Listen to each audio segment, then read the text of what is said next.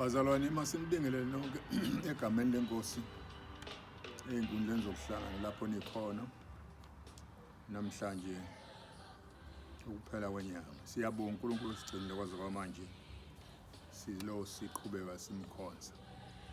Ngiyathanda uba sifunde ivangeli ngokuloba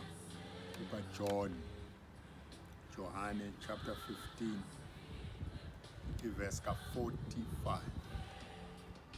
John chapter 15 verses 4 and 5. Lapho kufundeka kanje khona. Abide in me and I in you, as the branch cannot bear fruit of itself unless it abides in the vine. Neither can you unless you abide in me. I am the vine, you are the branches. He who abides in me and I in him bears much fruit, for without me you can do nothing. Izwi lenkosi leli. Ngiyathanda sikhulume ngendaba ye-reproduction, ukuveza abanye abanjengathi, ukuzala abanye abanjengathi.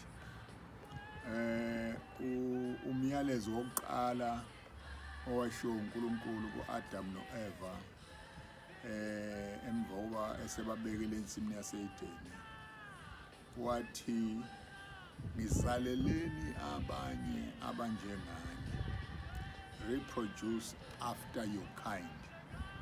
Yonke into edaliweyo emva kwe-creation after 6 days iyayilindele ukuba iproduce after its kind. Adam no-Eva baproduce abantu. uNkulunkulu wayengazigcwalisela nje umhlaba ngezwi lakhe akhulume, kodwa wathanda ukuthi lo umsebenzi wokugcwalisa umhlaba ngabantu ethi zalanani nande nigcwalise umhlaba niwunqobe, wawunika lo mthwalo wawubeka phezu kwabantu. The same law eyanikezwa u-Adam no-Eva is given to us here. uJesu ukhuluma ngomvini okuyiwona wona. Now thina singamagatsha ale vayini enguJesu.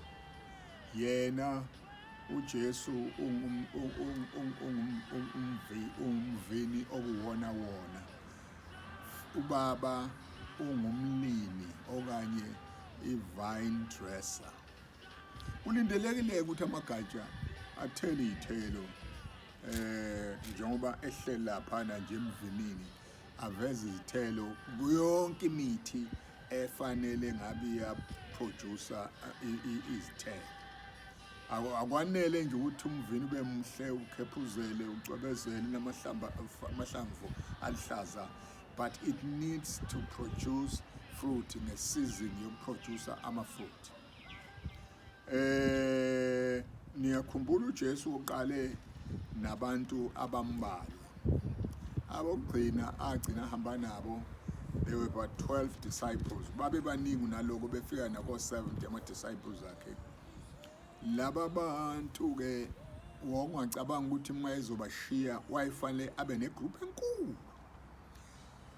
kodwa uJesu wazi lemfihlo, this mystery yokuthi uma laba engibashile bezoproducer abanye, injongo yami yokuthi ivangeli lihambe ligcwalisa umhlaba izofezeka ngokuba as long as they reproduce after their kind.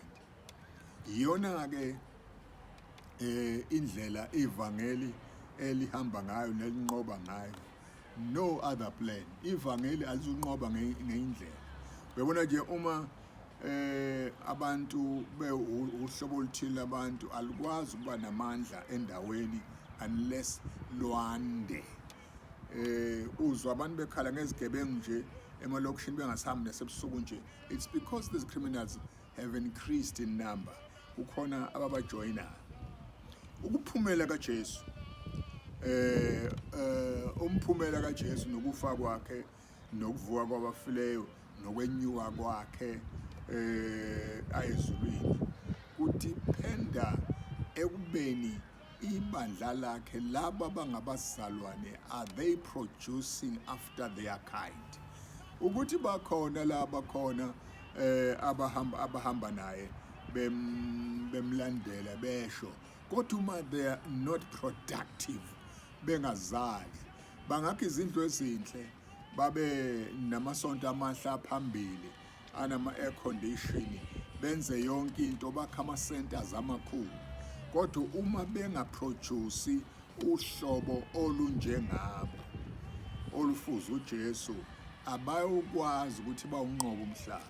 uJesu uma ufunda kuJohn 17 lapha ukhuluma ngokuthi wethemba ukuthi kusekhona abantu abazokwamukela ivangeli balizwe uma ufunda verse 20 balizwe ngabo they will hear from these ebese-ke bephenduka bese beba ngabafundi nabo disciples nabo labo abasindiswayo abangaba-disciples abavela ngalabo bokuqala bagcina nabo sebengama-disciples abadlulisa izwi likaNkulunkulu kwabanye njengoba ngishilo ngathi uJesu uthemba ukuthi kothi laba abashiyileyo badlulise mawulalela lapha ngufundele 17:20 uthi I do not pray for these alone nina abakhona laba ekumayikhuluma noyise but also those who will believe in me through their word.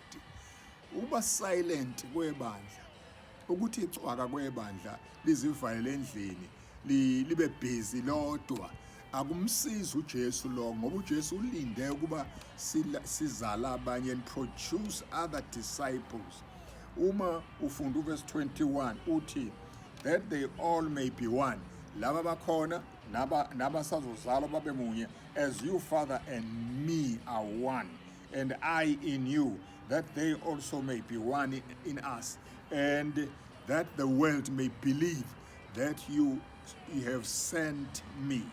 Verse 22 uthi and the glory which you gave me I gave them that they may be one just as we are. Verse 23 I in them you in me then they may be made perfect in one. Indaba lena ke yokwenza abanye abafundi it's a must. Indaba yokuzala kwabazalwane bezala abanye abantu abasindiswayo abanjengabo abakhuluma njengabo ngoba ibalekile leyo nto abakhuluma njengabo ikulu ngendlela emanzi ibandla seemingly libhizi ngezinto zangaphakathi izinto zalo i-Great Commission make nations disciples ayisekho leyo uyobona ukuthi noma kuphunyiwe kuyokwenza imhlangano emthile kuthiwa kune outing enzeke lapho i-theme yakhona ne-presentation yakhona it doesn't invite abantu abangaphendukanga it's only for abazalwane hayibo sanuhlala endlini bazalwane i-acid test bazalwane into eprovayo ukuthi siyamlalela uJesu would be abazalwane bathi carry on his work after he had gone ukuthi bamzwa kahle uJesu abafundi abafundisayo nabashumayezayo babezwa kahle i-acid test would they bazophuma baphume bamemezele indaba kaJesu umzimba wakhe uphume umemezele ukuthi uJesu wafa wembelwa wahlala 3 days and 3 nights engcwabeni wavuka ngosuku lwesithathu namhlanje uhleli ngasokunene sikaNkulunkulu he is our great high priest.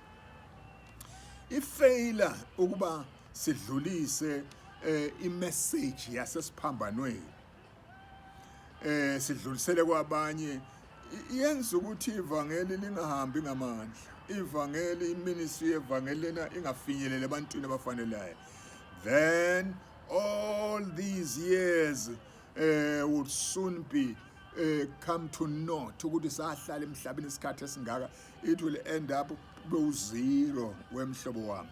That is why he emphasized the need, necessity, and inevitability of his life reproducing its kind.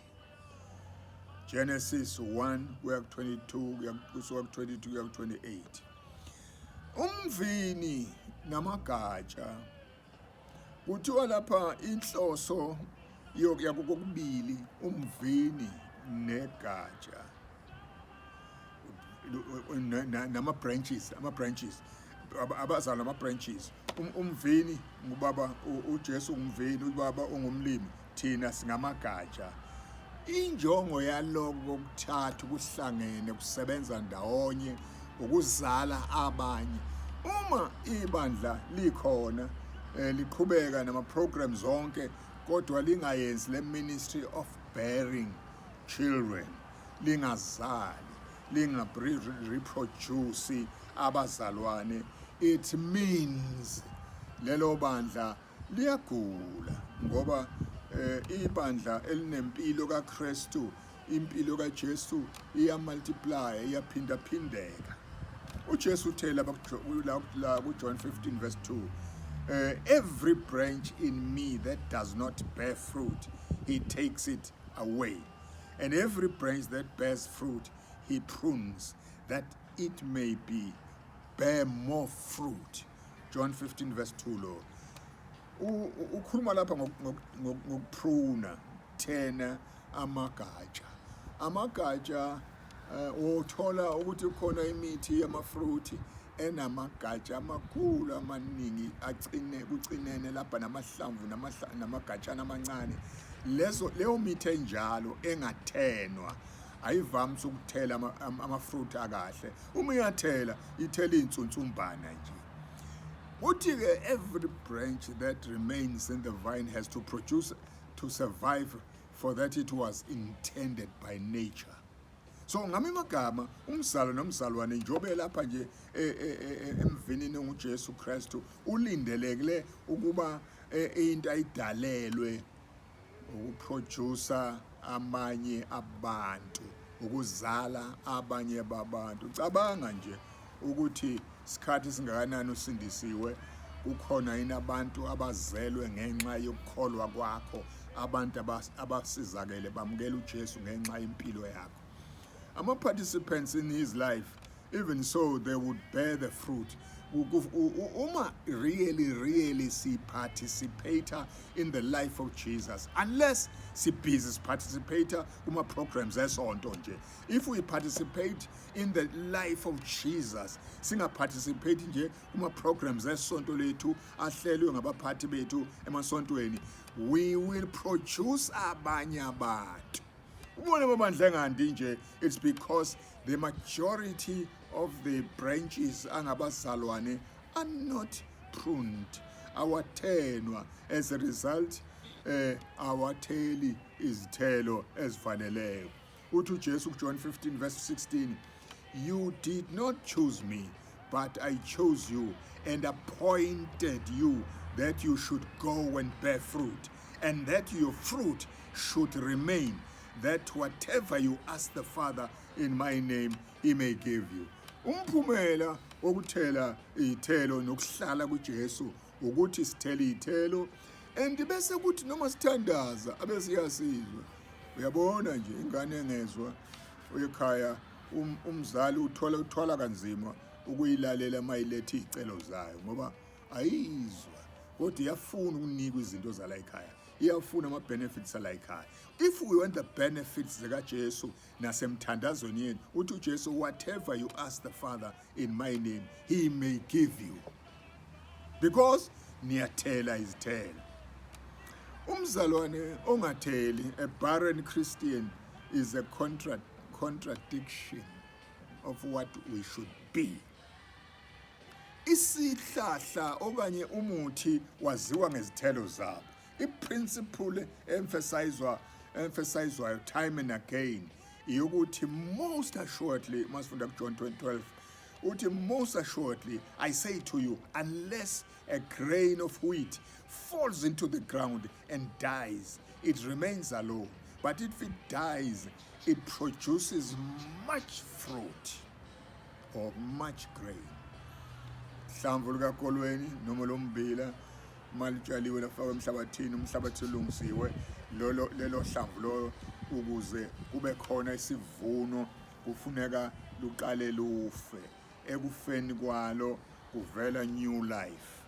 Nkosi ayisize singabi lembewu etshalwayo mhlawumbe esingathi mhlawumbe itshalwe ngesenaso sibindi, it has no longer life. Uma sila kuJesu we must prove ukuthi we have life, ngoba lithe iBhayibheli onendodana unokuphila, produces much grain.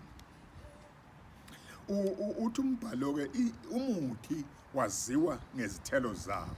Njengoba kuthiwa nje silapha emvini nokuyiwona wona, kufuneka masithi sihamba noJesu abantu bambone uJesu ezithelweni zempilo yethu, enkampweni yempilo yethu, ekuziphatheni kwethu. Umbhalo ukukhuluma ukuthi kukhona izithelo ezifanele zibonakale kuthina. Wages given to his disciples for the work in the harvest. Uma ubona ubheka uJesu ekhuluma ngale ndaba yokuthela izithelo, uthi abafundi bakhe kukhona okuhle abazokuthola. Masiya ngasekupheleni kwale ndaba yami, ukuba fruitful was observed as a thing lacking in the lives of the Sadducees and the Pharisees, which made them so wretched in his sight. AbaFarisi namaSadusi babeguthi kabe ekukhulumeni ngezibhalo neTestament elidala, kodwa babengenazo izithelo. They were fruitless. Lokho ke kwenza ukuthi ke yonke into abayishoyo abantu bangayikholwa. Uze wathi uJesu nikwenze konke abakushoyo ababhali laba nabaFarisi, kodwa ningenzi njengabo. Among the things okwakufunele bangazenzi njengabo ukuthi bangatheli, ngoba imthi waziwa ngezithelo zakhe. uJesu called men to evaluate the product of their lives. Siyeza isikhathi lapho ke uJesu ezo-evaluate ukusebenza kwethu. It must first be reproduced in us, then in others. Kufanele kube khona ukuqala kuthina, siyakhuluma nokushumela lokuhle kakhulu, but if we preach something esingazange siyibone ezimpilweni zethu, singabe ukukhalelwa, singabe ukudatshukelwa. Mina ngingumvini okuyiwona wona ubaba ngumlimi, nina ningamagatsha, amagatsha alindelekile athela izithelo. Are you fruitful in your life? Abantu bayazidla izithelo zokuphila kwena, izithelo zobungcwele, izithelo zokunqoba, izithelo zokuveza uJesu ayibonakala esemntwini. Nkosi mayisibusise egameni kaJesu. Amen.